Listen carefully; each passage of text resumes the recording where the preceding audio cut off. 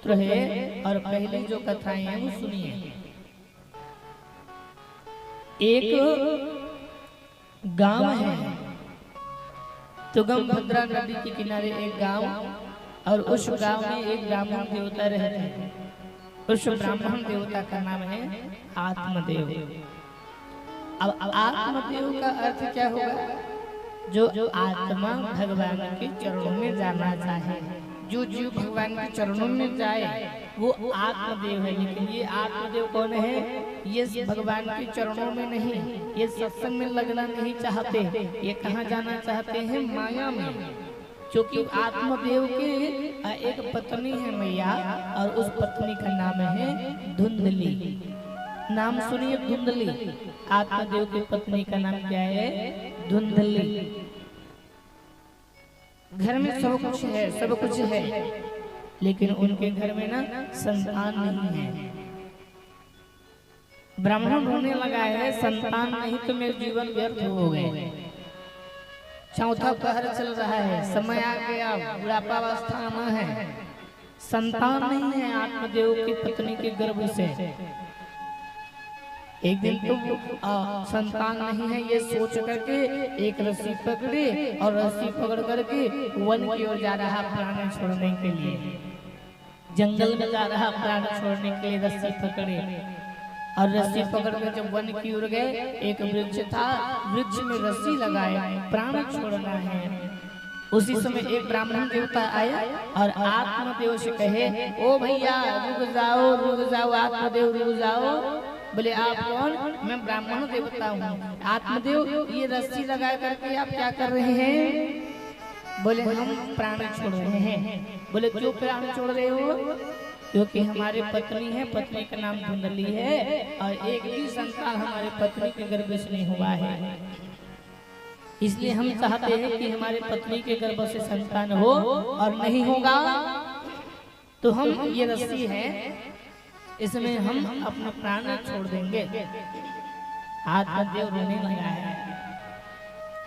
कथम रोदसी विप्र त्वम काते चिंता बलीयसे वदतम सत्वरम मर्यम स्वस्य दुःखस्य कारणम।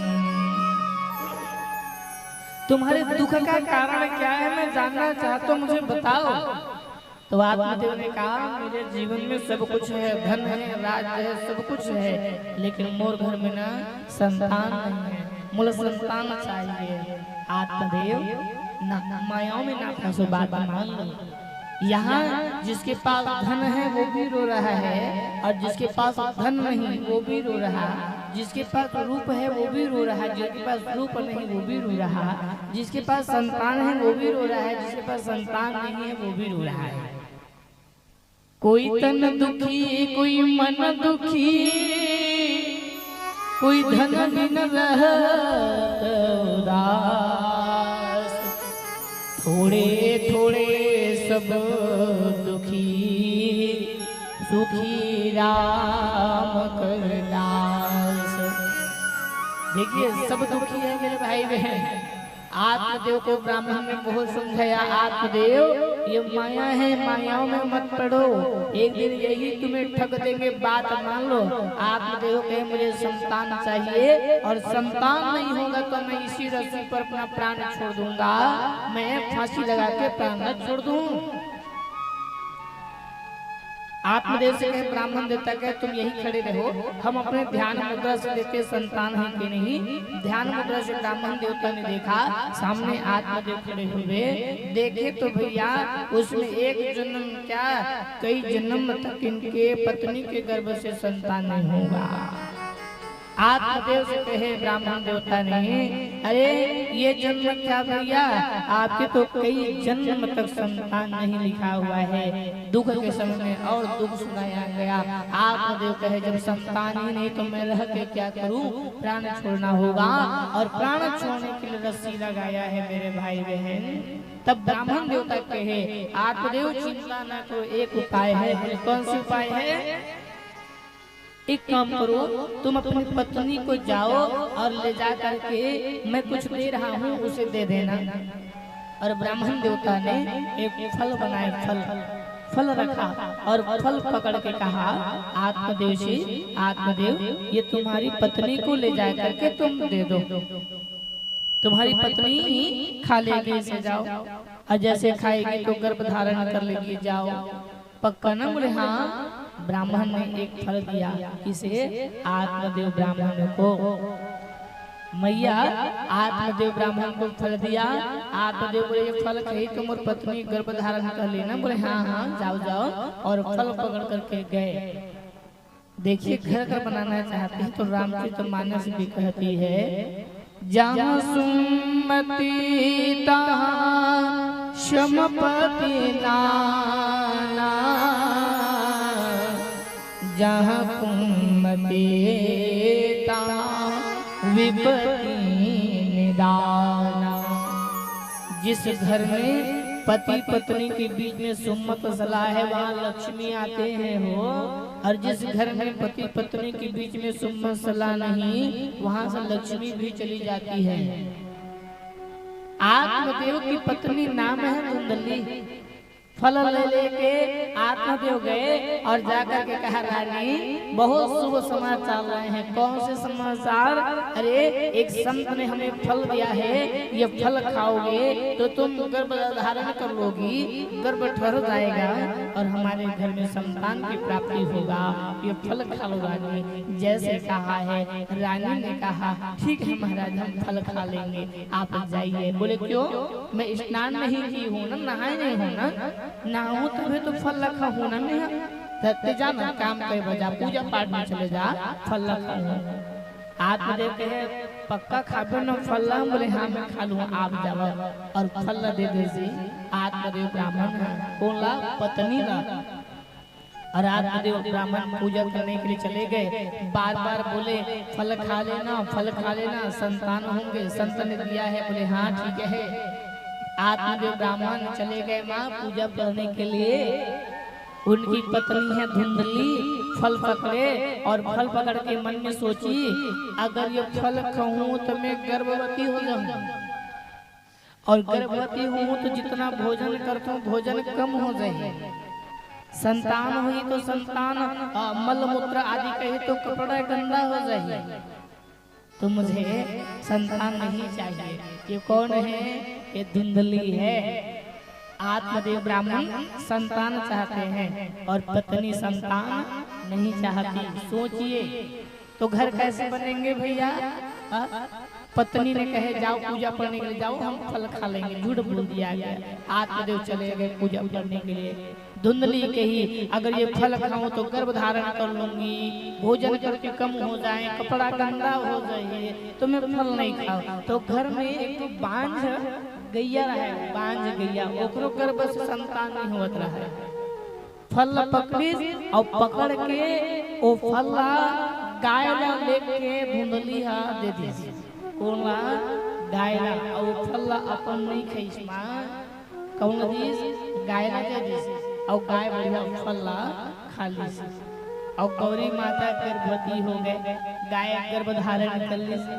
आत्मदेव पूजा पढ़ के आए।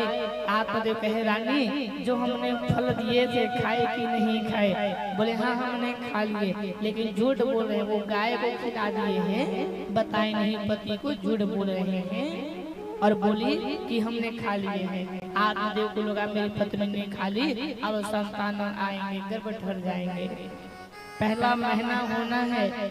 धुंधली कहे मैं पति से तो झूठ बोले हूँ फल खाए हैं करके, लेकिन पति पूछी कि गर्भ ठहरे कि नहीं तो मैं कैसे बताऊं? तो धुंधली ने क्या काम किया माँ, अपने पेट पर कपड़ा का गट्ठा बांधना चालू कर दिए, कपड़े का गट्ठा, ताकि पति को लगे कि पत्नी गर्भवती है। और ये बात आत्मदेव को पता ही नहीं चला, उन्हें लगा बस गर्भ ठहर गया है। दूसरा तीसरा महीना हुआ, कपड़ा का गट्ठा और गर्भ में बनाते गए। लोगों को लगा, गांव वालों को लगा कि देखो देखो आत्मदेव की पत्नी गर्भ धारण कर ली है, भगवान ने पहचान लिया है। लेकिन वो तो कपड़ा का गट्ठा बांध रही। और फल किसे खिलाए हैं? गौ माता को खिलाए हैं। अब जैसे 8वां 9वां महीना हुआ, कपड़ा का गट्ठा और बांध लिए, आप देखे अब मुर्गर संतान मैया है, मुर्गर संतान आ जाए। संतान के लिए कितने हम रो रहे हैं भैया। धुंधली ने कहे अब 9वां महीना होने तो संतान कहाँ से लाऊं, मेरे पेट में तो कपड़ा बंधे हुए है। तो पड़ोस के गांव में धुंधली के एक जन बहनी रहा है, बहनी जो गर्भवती रही है, ओकरो बस 9वां महीना चलने वाला रही है धुंधली।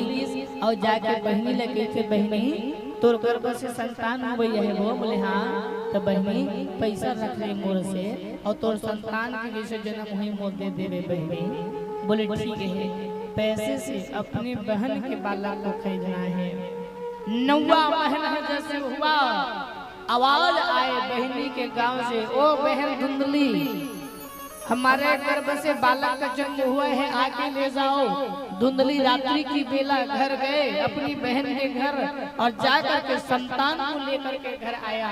ये बात आत्मदेव को कुछ भी पता नहीं है, ये लीला रच रही है नारी की। रात्रि की बेला बालक को लेकर के धुंधली घर में आ गई। बालक रोने लगा है। आत्मदेव को लगा कि मेरे पत्नी के गर्भ से 9वां महीना हुआ और बालक का जन्म हो गया है। ओहो, राजा उच्छल मंगल करने लगा है। जाकर के देखे तो धुंधली के गोद में एक बालक है, लेकिन धुंधली ने नहीं बताए कि ओकर बहनी का लड़का है। वो सीधा कहा बोली मोरे लड़का है, झूठ बोल दी, पति नहीं जान रहा। एक बालक का जन्म हुआ। थोड़ा देर बाद संकेत मिली कि महाराज आपके घर में जो गाय है ना, गाय? बोले हाँ। ओखर गर्भ से भी संतान नहीं हुआ थे ना? बोले हाँ। ओखरो गर्भ से अब भी एक जन संतान पैदा हुए। फल खवा है ना, फल ओखरो गर्भ से संतान होंगे। लेकिन वो संतान कैसन? वो संतान हाँ पूरा मनुष्य जैसे है, पूरा मनुष्य जैसे। सिर पर कान है ना, कान है गाय के समान है, पूरा शरीर है मनुष्य जैसे है और कान है गाय के समान है महाराज।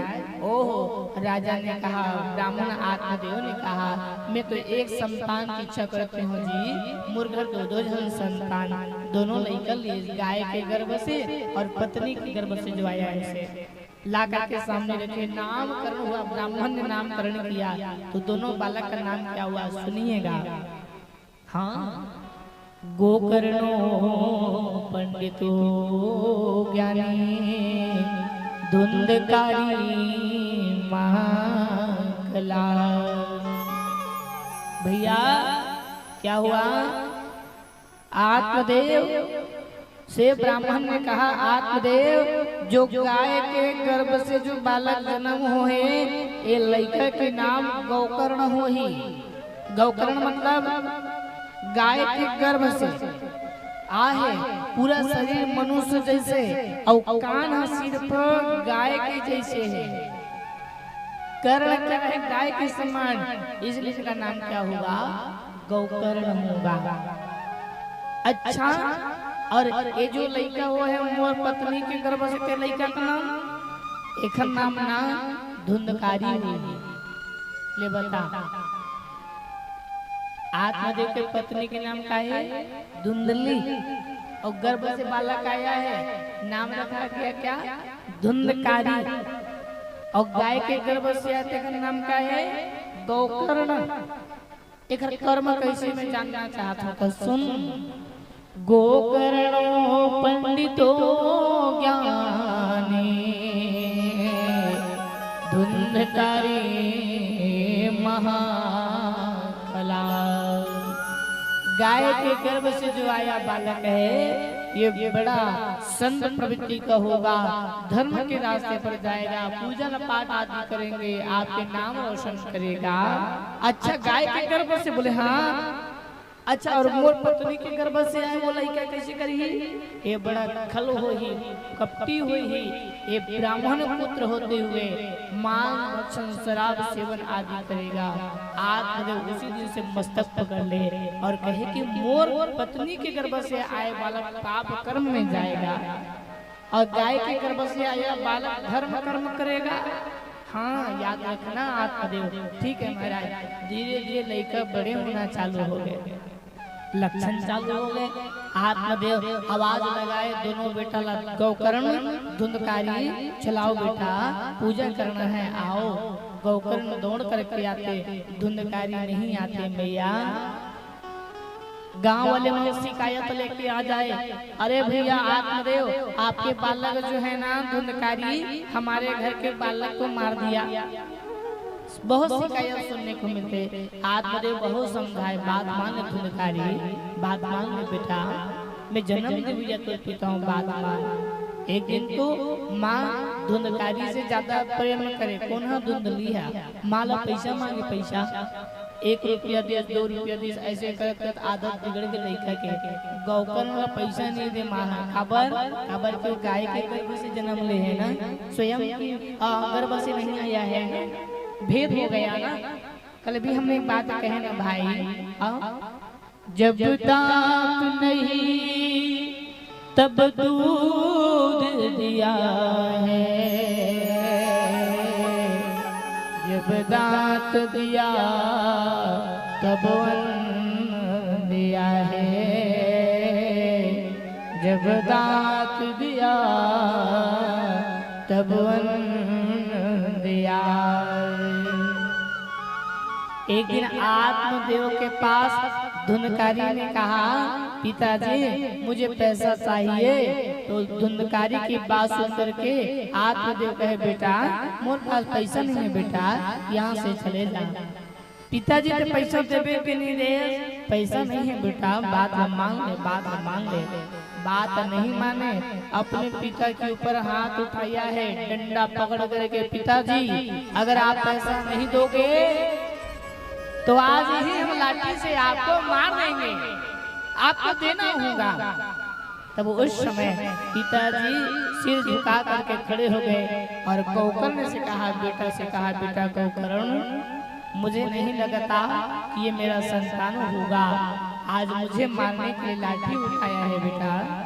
गौकर्ण ने कहा, पिताजी यहाँ से अब चले जाओ, यहाँ नहीं रहोगे, वन की ओर चले जाओ। मेरे भाई बहन, जब हमारी उम्र 51, 52 आदि चले ना तो हमें संकेत करता है घर में नहीं रहना, वन की ओर चले जाना चाहिए, मायाओं में ज्यादा नहीं रहना चाहिए। छत्तीसगढ़ का जो भाव है ना भाई, वो कहा करते हैं ना, धन आखर पर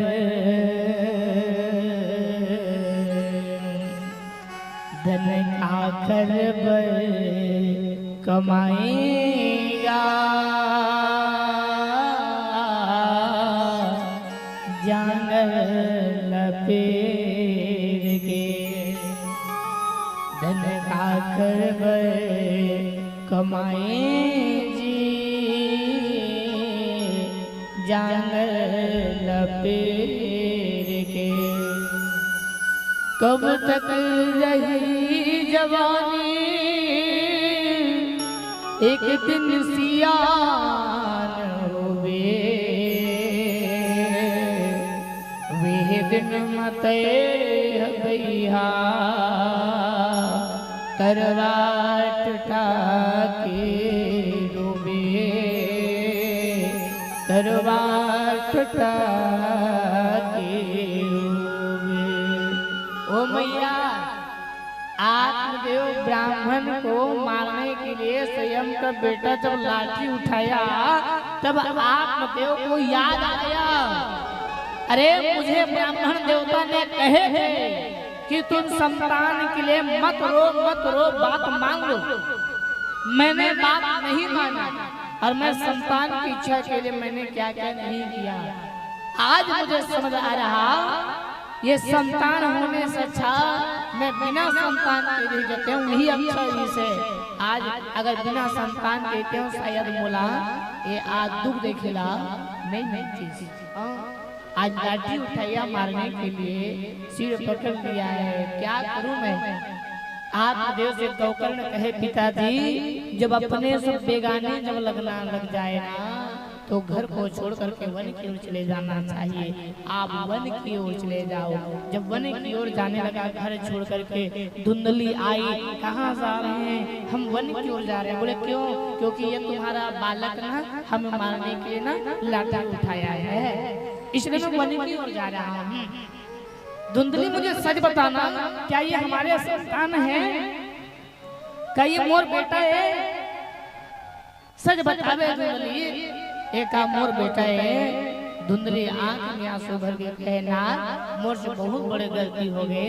ये हमार बेटा नो तक आखिर बेटा है, यह मोर बहिनी के बेटा है। आधा रात में जाके ला ले रहे हो महाराज। तब फल कैसे करे हो?